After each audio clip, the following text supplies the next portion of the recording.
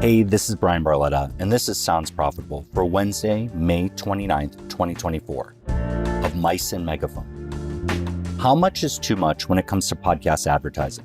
We're aiming to find out. Sounds Profitable's upcoming study, Ad Nauseam, surveyed 1,000 weekly podcast listeners to determine where they stand on these expectations. The free half-hour debut webinar hosted by Tom Webster will take place Wednesday, June 12th at 3 p.m. Eastern Time. Register now with the link in the description.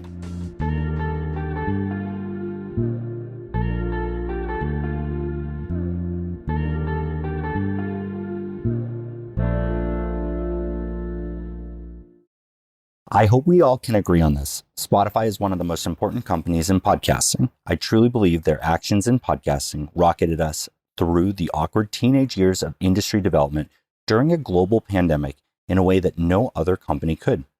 I know that smart companies who strategized during the boom period they created held on to more than others did when the bust washed over us. And even for those who didn't, many businesses were made and then refined on the waves of their actions. Spotify's app is strong. It innovates in ways others have not. The company tries new ideas in the app and for creators like few others. And maybe they twilight them faster than many of us would like, but it's based on data they have, evaluating if that objective worked. There's thought behind it. Our industry is small, even globally. Sounds Profitable couldn't exist in any other industry the way it does in podcasting. This also means actions that impact the livelihood of our community leave a mark in very personal ways. When companies lay off employees one month and hold parties or make multi-million-dollar acquisitions the next, our reactions can be irrational. And we are particularly good at choosing to ignore how business works in those moments, believing that just skipping that part of your deal would have saved those jobs and not viewing that part of your deal as a business decision that might just save the next round of jobs or lead towards a round of hiring. It's not one giant pool of shared money. I want Spotify to continue to succeed. I believe their continued success will benefit the future of podcasting and spoken word audio, even if it doesn't feel like that to many of you. But today, it's important that we collectively review their recent actions with open eyes, acknowledging that Spotify is not a peer in our industry, but rather a global, multi-platform corporation responsible for a considerable amount of listener consumption and ultimately may make decisions in their best interest versus your individual interests. IAB Podcast Certification. Spotify has chosen to leave the IAB US branch, IAB Tech Lab, and also has chosen not to recertify Megaphone or Chartable, now part of Spotify Ad Analytics, to the IAB Podcast Guidelines. I could write a whole article about the nuances of the different pieces of the IAB, but the only truly relevant part here is that recertifying against the IAB Podcast Guidelines holds a flat cost of only $8,750 for companies who are not actively members of IAB Tech Lab and has no association with IAB US membership. So Spotify's decision was unlikely to be financially related. This is the first year since the inception of the IAB Podcast Guidelines that certification has been required. It was also announced in November 2022 that it would be required in 2023 going forward, but due to a slow start on improving guidelines, with 2.2 just being approved publicly recently and having fewer improvements than we originally set out for, leniency was extended as long as the process was started.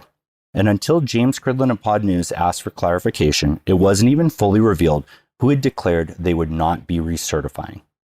Recertification against an existing version, which Megaphone is within its right to recertify against 2.1, would be the lowest possible engineering and time lift on top of the $8,750 cost. It is unlikely that recertification would uncover any form of massive discrepancy at Megaphone, and choosing not to recertify does not imply an active choice to deviate from the spec, but it does break the unspoken rule. The governed terms download and ad delivered, not ad impressions, are data points that our industry has spent a decade building and defending. They aren't perfect, but we've refined them pretty well. And performance marketers have run them through the ringer and shown our entire industry that they are strong indicators that podcast advertising works. It is a proxy measure that we have all agreed to because we will likely never get actual granular client-side listening data back or true client-side ad impression counting universally. By the way, up until 2018, the kilogram was also an agreed to measurement. There was no such thing until the world agreed that a hunk of metal stored in France was a kilogram. And that was true for over 100 years. So here's what happens when Spotify chooses to opt out of the agreed to measurement system. 1. All downloads reported by the Megaphone platform are now unable to be squared with IAB compliant downloads. Even if Megaphone decided to report directly on client-side plays from Megaphone to Spotify in their closed-loop walled garden, that does not account for the considerable amount of downloads Megaphone publishers encounter otherwise. That would also require client-side certification by the IAB. While there are 3 prefix URL solutions certified with the IAB to measure downloads, the spec as written does not provide any unique guidance on the difference between a redirect URL and true file hosting or raw log identification of downloads. It's not a solution, only a temporary band-aid. 2. Ad delivery as reported by Megaphone is also now without meaning. Ad delivery is a server-side metric that requires not only confirmation that an IAB download happened, but also that the portion of the episode containing the ad was sent to the listener's device. There are no third-party workarounds here, as it is all internal. Ad delivery pixels, often used for attribution, are simply fired when the hosting platform confirms they're going to count ad delivery for the specific action and have no certification assigned to them either. Every aspect of hosting and ad serving on Megaphone is immediately impacted, from integrated ads to dynamic ad insertion and all forms of programmatic advertising. Every aspect of hosting and ad serving on Megaphone is immediately impacted, from integrated ads to dynamic ad insertion and all forms of programmatic advertising. They now no longer have a basis for comparison with podcast advertising as it is currently defined. As an industry, we worked incredibly hard to build confidence in our metrics. And at the IAB podcast upfront this year, much of the conversation was post-download, moving past lamenting not having client-side metrics and instead doing substantially more with what we have. Actions like this by a titan in our space put that growth on shaky ground. How many advertisers may choose to sit out exploring podcast advertising in 2024 because of an action like this? Spotify Ad Network changes. Spotify also recently announced changes to Spotify Ad Network, or SPAN, that will take effect on July 1st, 2024. These changes will impact publishers on the Megaphone platform, as they will no longer be able to set a price floor for SPAN. This development has led to speculation among Sound's profitable partners, most of whom do not currently set a floor.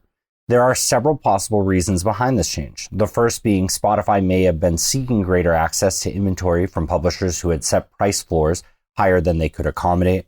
The second, Spotify anticipates having to sell SPAN directly at a lower price in the future. And the third, SPAN, which is currently not programmatic, may soon be made available programmatically. The first speaks to access. The second two take quite a bit of control out of the publisher's hands and effectively require publishers to allow Spotify unlimited opportunity at any price point to sell their inventory if they're not able to sell it directly. Megaphone's ad platform is organized into tiers: direct sold, SPAN, VAST, and promo. These are hard tiers, meaning each is self-contained and there's no competition between each type. A price floor in SPAN allows publishers to limit Spotify's access to sell that inventory for less than they can get through their own direct relationships. VAST, in this case, is used by the publisher to call external programmatic solutions, creating competition they control for the inventory the publisher nor Spotify could sell.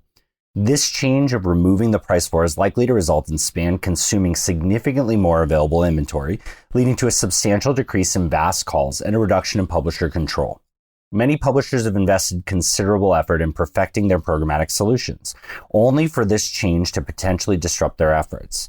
Programmatic through VAST on Megaphone has had its challenges, with the best integrations requiring VAST providers to work around Megaphone's limitations and limited support for troubleshooting. Supporting VAST is not ideal for Megaphone, as they only make a tech fee for the ad serving and not a percentage of the sale.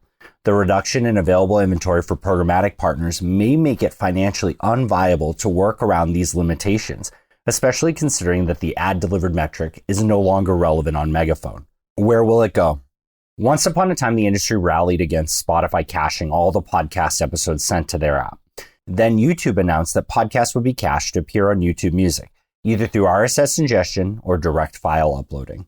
The Spotify we see today is not the Spotify that relented on caching 6 years ago. I see no future where Spotify accepts a streaming URL from external hosting platforms, or where they provide better than download metrics for anyone not within their stack, because it would share a substantial amount more listener data, a privacy and competitive advantage risk, with zero financial benefit to them. It would make sense for Spotify to abandon the RSS feed, offer full streaming between Megaphone and Spotify, and replicate YouTube's offering if you want your podcast to be hosted on their app. Their streaming ad insertion capability could be easily offered to any publisher uploading content, giving more control to selling your own ad inventory within a walled garden than we currently get with YouTube, and opting even more publishers into SPAN.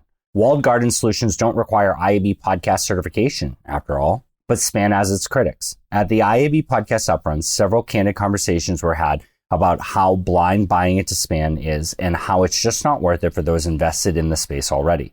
That's not to say it's not appealing for new to podcast advertisers or those buying audio and getting a taste of podcasting, but we've garnered enough attention now that many are exploring past single entity buying.